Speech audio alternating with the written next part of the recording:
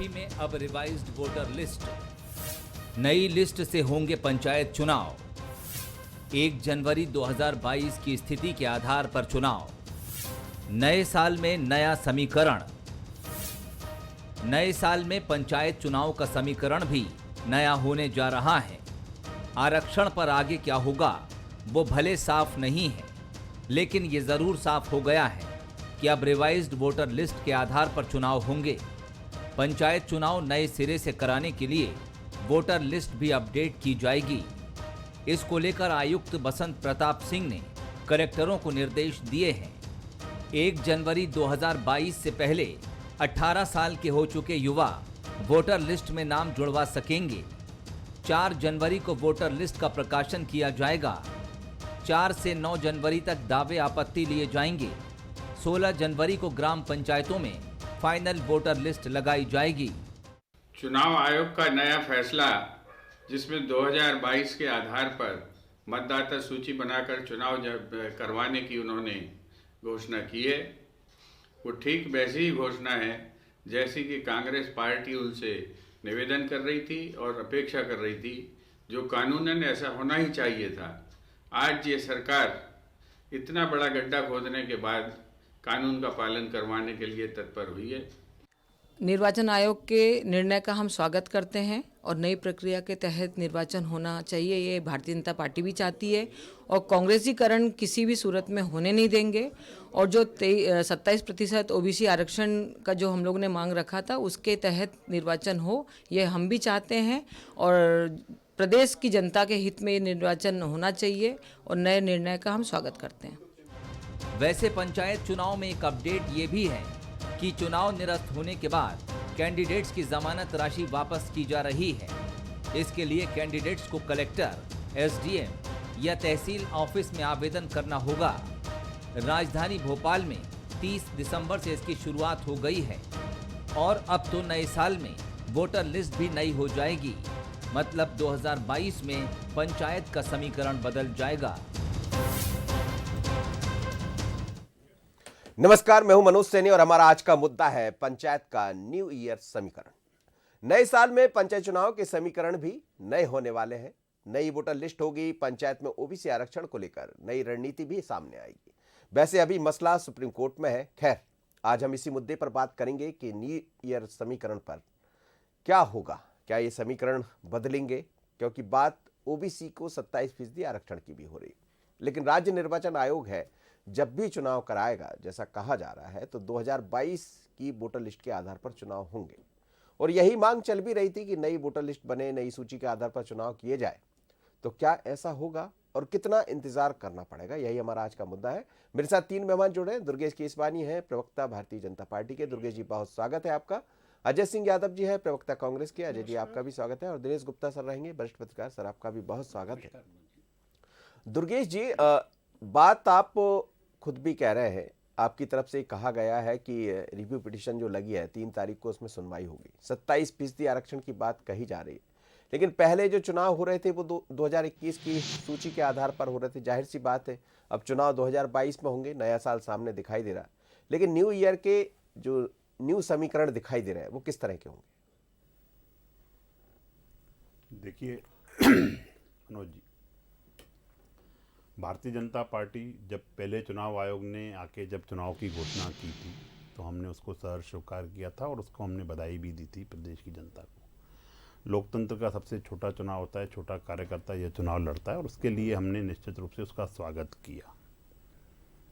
पर जिनको भय था कि हम जनता की अदालत में जाएंगे तो जो हमारे पूर्व अनुभव हैं, चाहे 28 उपचुनाव को लेकर कर लें, चाहे 4 उपचुनाव को लेकर कर लें, इसलिए ये लोग भयभीत थे। इसलिए इन्होंने कोर्ट का रास्ता इख्तियार किया।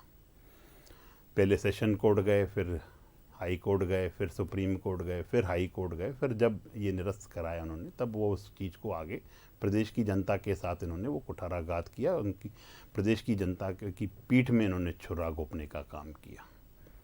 अब चुनाव आयोग ने, जो सुप्रीम कोर्ट ने उनको निर्देश दिए, भारतीय जनता पार्टी संविधान का अक्षरशः पालन करने वाली पार्टी है। जो चुनाव आयोग दिशा निर्देशित करेगा उसको लेकर हम आगे जाएंगे। और आपके चैनल के माध्यम से मैं उन सभी लोगों के जो 18 साल के जो हो रहे हैं 1 जनवरी 2022 तक, वो भी इस चुनाव में पार्टिसिपेट कर पाएंगे। उन 9 मतदाताओं का भी मैं स्वागत करता हूँ, वंदन करता हूँ, अभिनंदन करता हूँ। जी अजय जी, 9 मतदाता, जाहिर सी बात है कि अच्छी खासी संख्या फिर उसमें जुड़ भी जाएगी। आप लोग नया आरक्षण लेकर आए और नए जो परिसीमन दिखाई दिया, उसमें यह भी हुआ कि 1200 पंचायतें नई हो गई। अब नई गिनती यदि यहाँ बढ़ेगी तो फिर आने वाले दिनों में बीजेपी कह रही है कि कांग्रेसीकरण भी नहीं होने देंगे, तो जाहिर सी बात है कि फिर आरक्षण भी होगा और परिसीमन भी होगा।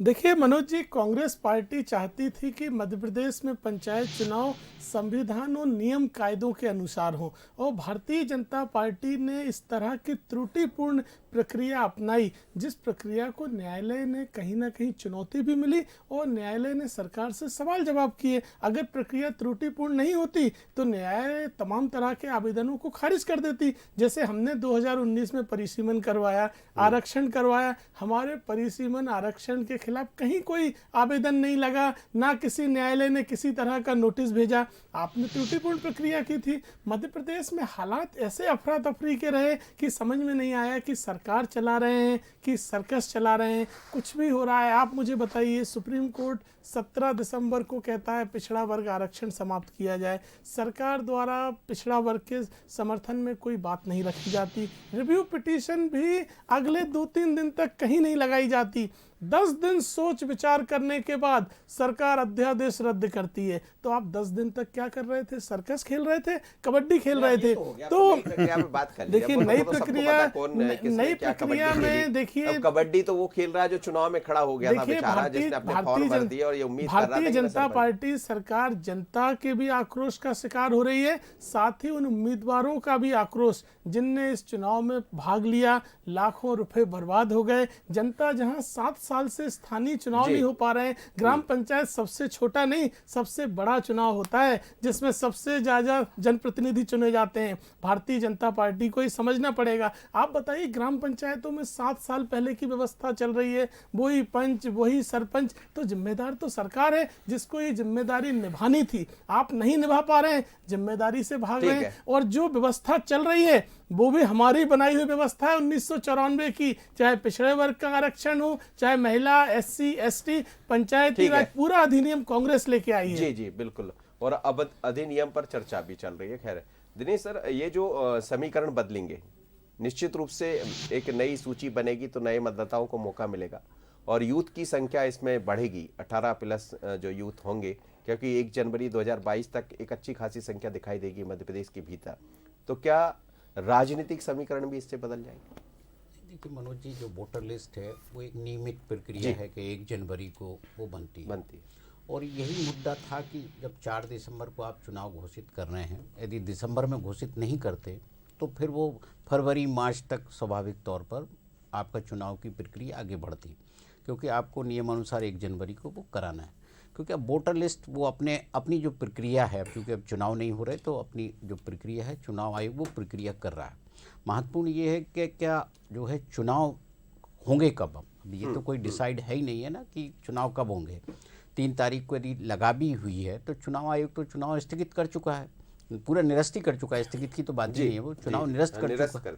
अब इसको टेक्निकली क्या होगा, अभी तो अब अध्यादेश भी रिवाइव कर दिया है, बहुत सारी इतनी वैधानिक समस्याएं खड़ी हो गई हैं कि अब जब चुनाव आयोग घोषित करेगा, जब OBC आरक्षण का मामला क्लियर हो जाएगा, और उसके लिए क्या है, ट्रिपल टेस्ट की बात हो रही है। तो ट्रिपल टेस्ट एक लंबा प्रोसेस है।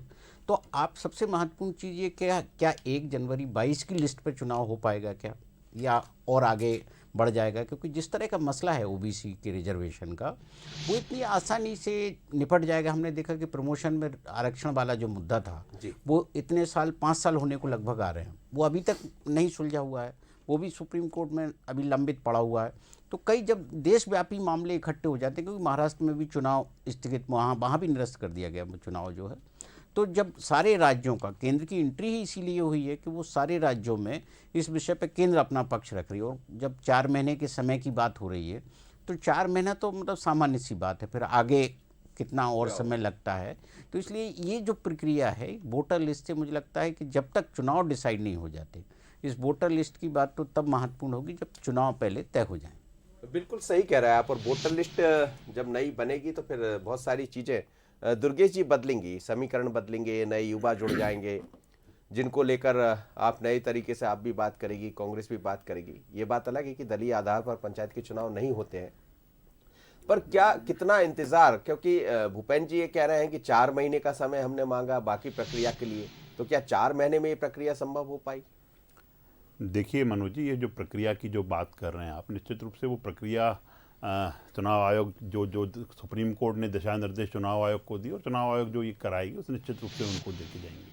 सरकार हमारी, हमने स्पष्ट कहा था कि हम चुनाव के लिए तैयार हैं। हमारे कांग्रेस के प्रवक्ता साथी उस पर भी निश्चित रूप से एक बार जवाब देना है। वो सरकार और सर्कस की बात कर रहे हैं, तो मैं इनको स्पष्ट कर दूं, सरकार वो होती है जो जन कल्याण की बात करती है, जन कल्याण के काम करती है, और सर्कस वो कमलनाथ की सरकार होती है जिसको प्राथमिकता आईफा अवार्ड होती है, आईटा अवार्ड उनकी प्राथमिकता होती है। ये सर्कस की बात होती है। और आपने निश्चित ही उस चीज़ को सही से इंगित कर दिया कि सरकार और सर्कस में क्या फ़र्क है। ये आप कमलनाथ जी को बताना चाह रहे थे कि आपकी सरकार सर्कस वाली सरकार थी, तो आप वो उसको आपको मुबारक। बाकी रही पंचायत चुनाव को लेकर मनोज जी जो आप बात कर रहे हैं, हम पहले दिन से ही हमने स्पष्ट कहा था 24/7 365 दिन भारतीय जनता पार्टी का कार्यक्रम। चुनाव सर्कस बन गया, समझ नहीं आ रहा है चुनाव कब होंगे। नहीं, जब भी चुनाव होंगे हम तो उस समय भी तैयार थे और हम आज भी तैयार हैं। हम जन कल्याण की बात है हमारे पास, जिसको लेकर हम जनता के बीच में आप कह रहे हैं कि किस आधार पे वो उस पे हो गए, तो हम हमेशा से ही विकास के मुद्दे को, माननीय मोदी जी के जो मूल मंत्र है सबका साथ सबका विकास सबका विश्वास, उसको लेकर हम जनता के बीच में जाते हैं। हम आलोचनाओं के रथ पे सवार नहीं है मनोज जी, जो आलोचनाओं के रथ पे, जो आरोपों के रथ पे सवार हैं, ये उन्हीं को मुबारक हो। बाकी मध्य प्रदेश की 8 करोड़ जनता की कैसे सेवा की जाए, ये हमारे मुख्यमंत्री श्री शिवराज सिंह चौहान जी भली भांति जानते हैं और इसीलिए वो जननायक कहलाते हैं। जी अजय जी। मनोज जी, मुझे लगता है दुर्गेश जी को पता नहीं है, इनकी मंत्री उषा ठाकुर कह रही है हम आईफा अवार्ड फिर से करवाने के लिए पूरा प्रयास कर रहे हैं। अगर आईफा सर्कस होता है तो आप अपने मंत्री जी को समझाइए क्यों सर्कस करना चाहती हैं। जो आप बात बता रहे हो उसी का ही मैंने जवाब दिया। आपने आईफा बोला इसलिए मैंने आपको नहीं, आईफा आईटा मैंने सब बोला। दूसरी बात, जिस तरह की पंचायत चुनावों को लेके अफरा तफरी मची, वो किसी के सामने नहीं। वो तो व्यवस्था वो तो आप गए अदालत में, देखिए हमने तो उसी टाइम पे स्वागत किया था उन चुनावों का। दुर्गेश जी, अब संयम से सुनिए। मैं संयम से ही सुन रहा हूं। किसी भी प्रक्रिया के खिलाफ न्यायालय में जाना एक कानूनी अधिकार होता है। आज मध्य प्रदेश में नगरीय निकाय चुनावों पर रोक लगी हुई है क्योंकि पक्षकारों ने आरक्षण के खिलाफ याचिका लगाई है। आप मुझे बताइए, आप नहीं, हम नहीं गए थे, प्राइवेट पक्षकार गए थे, लेकिन सरकार की त्रुटिपूर्ण प्रक्रिया थी, इसलिए न्यायालय ने संज्ञान लिया। आप मुझे बताइए, नगरीय निकायों की रोक के लिए कौन जिम्मेदार है, कौन सा पक्षकार है, आप बताइए। तो पक्षकार जाता है न्यायालय में अपनी जायज मांग के लिए। अगर सरकार का पक्ष जायज होता तो न्यायालय खारिज कर देता है उनको, जैसे हमने 2019 में किया था। तो न्यायालय ने किसी परिसीमन के खिलाफ, रोटेशन के खिलाफ कोई याचिका स्वीकार नहीं करी। लेकिन गंभीर विषय यह है, मध्य प्रदेश की 80% आबादी ग्रामीण इलाकों में रहती है। दुर्गेश जी, कुछ ग्रामीण व्यवस्था ठप हो रही है।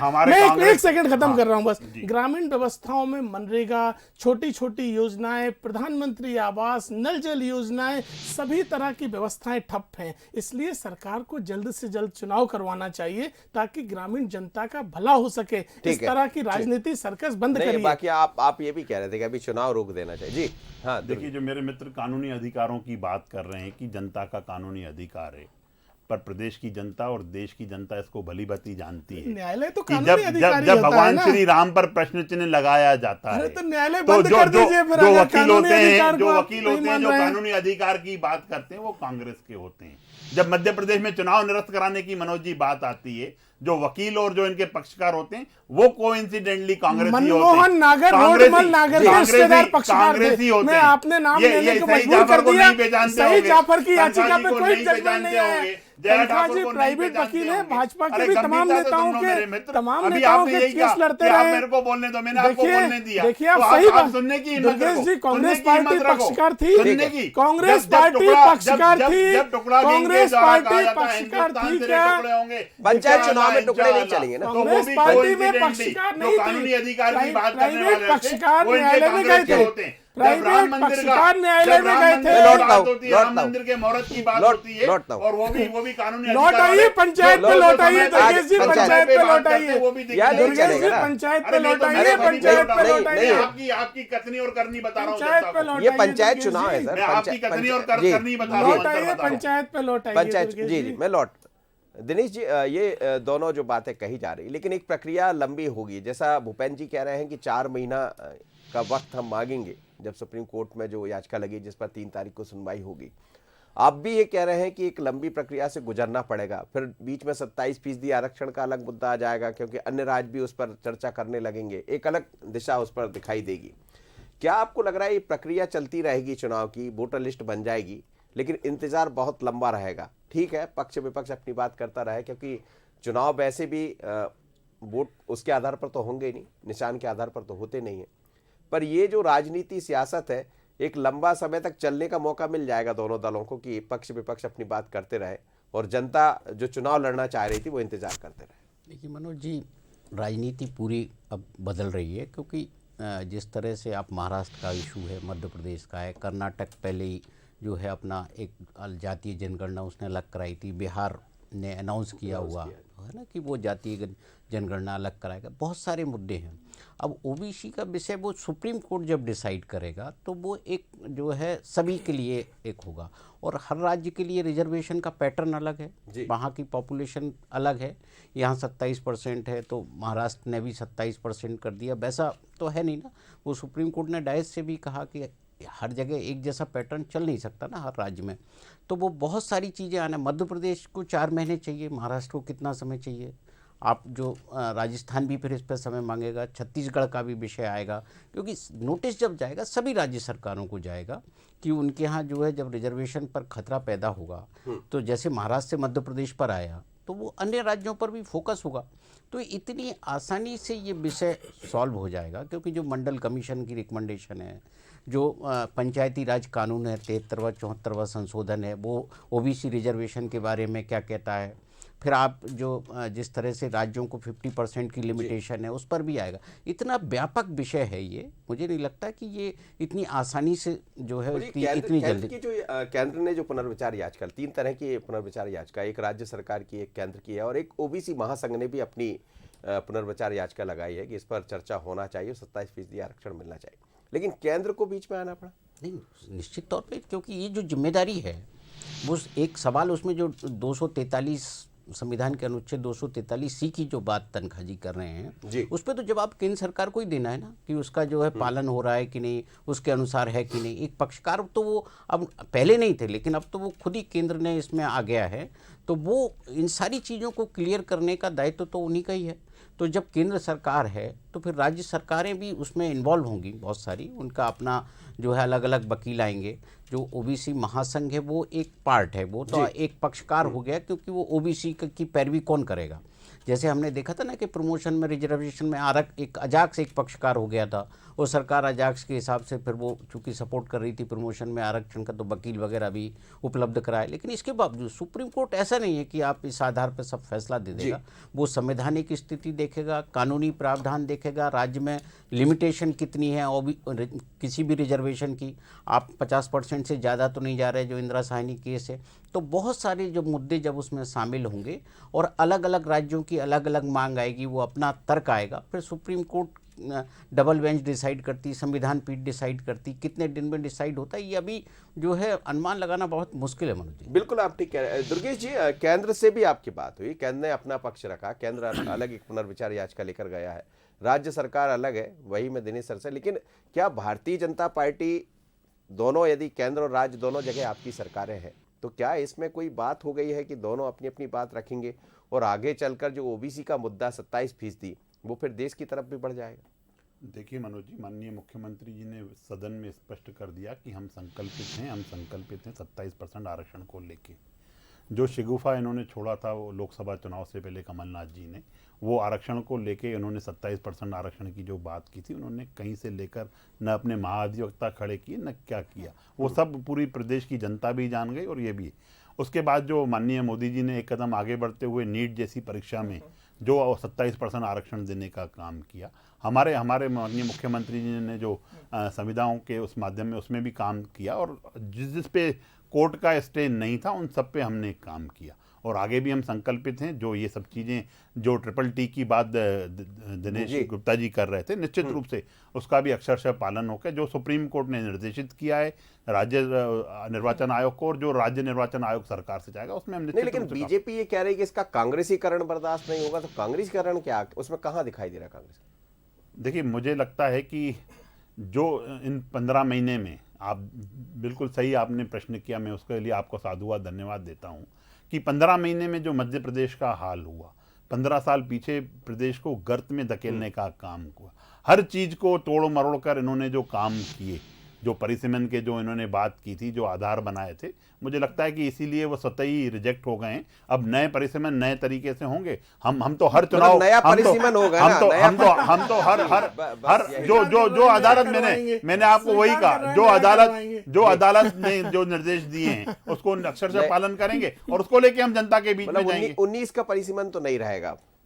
देखिए, अब वो सरकार निर्णय लेगी, और जो अदालत निर्णय लेगी उसको फॉलो करना है। देखिए मनोज जी, भारतीय जनता पार्टी की कथनी और करनी में भारी अंतर है। चाहे पिछड़े वर्गों की बात करें, 14% हो, 27% हो, स्थानीय निकाय, नगरीय निकाय, ग्राम पंचायत, सब जगह लागू किया केवल कांग्रेस ने। भारतीय जनता पार्टी ने कहीं लागू किया हो? और करनी का अंतर जो कहीं लागू किया हो तो बता दीजिए। कथनी और करनी का जो अंतर बता रहे हैं, ये बताइए। 973 वचन दिए थे कमलनाथ जी ने। पिछड़े वर्गों की आवाज, अरे हम नहीं, बिल्कुल नहीं दबाएंगे, वर्गों के लोगों की आवाज मत दबाइए। सबका साथ, सबका विकास, सबका विश्वास, पार्टी ने सबका धोखा साथ, दिया है, सबका विश्वास। और अरे आप यहाँ आवाज दबा रहे हैं। छुरा आप लोगों ने गोपाए, दुर्गेश जी, छुरा आवाज आप मत लोगों ने दबाइए, गोपाए उस चीज आवाज को। मत दबाइए, और पूरी निश्चित बात रूप करने से दीजिए। प्रदेश की जनता आपको फिर जवाब देगी दुर्गेश इस जी, चीज को पूरी लेकर। बात करने हम दीजिए। संकल्पित हैं उस चीज के लिए, आवाज दबा हम रहे हैं संकल्पित हैं। मैं कहीं आप आवाज नहीं दबा रहा हूँ, मैं कहीं कोई ऐसी बात नहीं, पर आप सिर्फ और सिर्फ कथनी और करनी की बात करेंगे, आप गलत बयानबाजी करेंगे। दुर्गेश जी सुन लीजिए, दुर्गेश जी, ये तरीका नहीं हो सकता है। देखिए दुर्गेश जी, कांग्रेस पार्टी ने 14% दिया, 27% दिया, 27% को चुनौती मिली, फिर भाजपा सरकार में खारिज हुआ, फिर कमलनाथ जी ने 27% दिया। केंद्र में कहां दिया, ये तो बता दो कहां पे दिया। जी संयम रखिए। देखिए विधानसभा से लागू किया, कानून बनाया, मिल जाता तो फिर चुनाव हो जाते ना। चुनौती मिली, वो लागू तो कांग्रेस पार्टी ने किया ना। उच्च संस्थानों में अर्जुन सिंह जी ने लागू किया, नीट छूट गया था जिसको मोदी जी ने लागू किया। आपकी सरकार ने किया क्या झूठ बोलने के अलावा? अरे झूठ तो आप लोग बोलते हो, न्यायालय में आपके वकील खड़े नहीं होते। मुझे बताइए, आप कहते हैं कि कमलनाथ जी ने उसको ठंडे बस्ते में डाल दिया।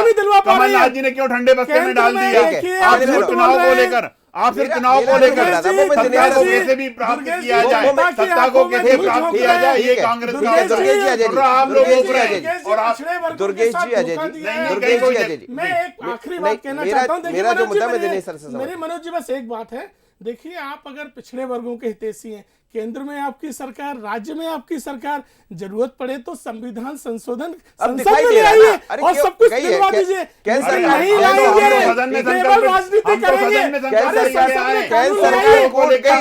अजय जी, केंद्र सरकार कोर्ट में,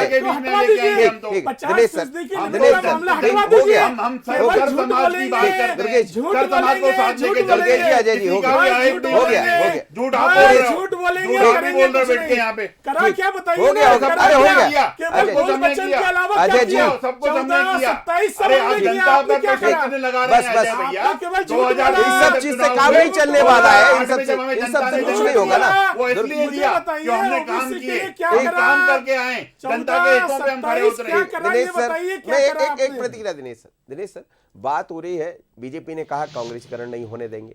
2014 के आधार पर चुनाव दिखाई दिए, बाद में वो अध्यादेश वापस हो गया। अब कांग्रेसीकरण तो दिखाई दे रहा है क्योंकि 2019 के आधार पर चुनाव होंगे, वर्तमान परिस्थितियों को समझे तो क्या आगे चलकर ये जो परिसीमन है या बाकी प्रक्रिया भी पूरी बदल जाएगी?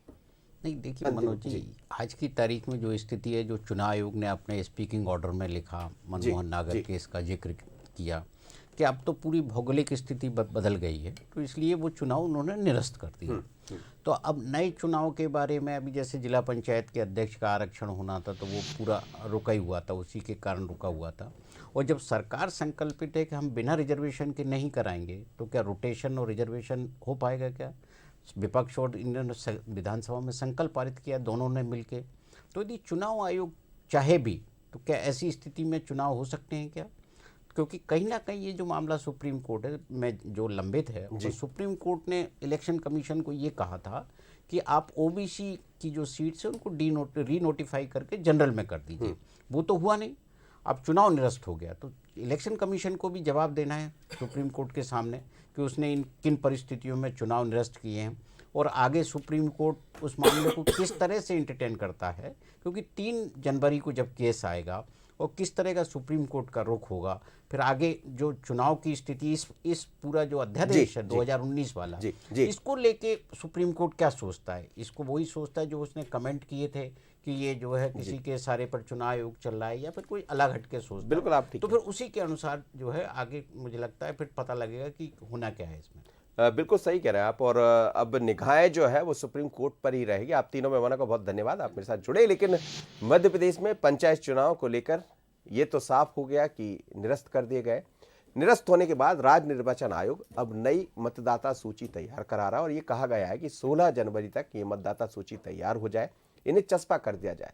पर बड़ा सवाल यही है कि 3 तारीख को जब सुप्रीम कोर्ट में सुनवाई होगी तो आखिर ये जाएगा कहाँ? नजर इस पर रहेगी। मुझे दीजिए इजाजत। आगे देखिए छत्तीसगढ़ आज का मुद्दा में काली पर लाल पीली सियासत। नमस्कार।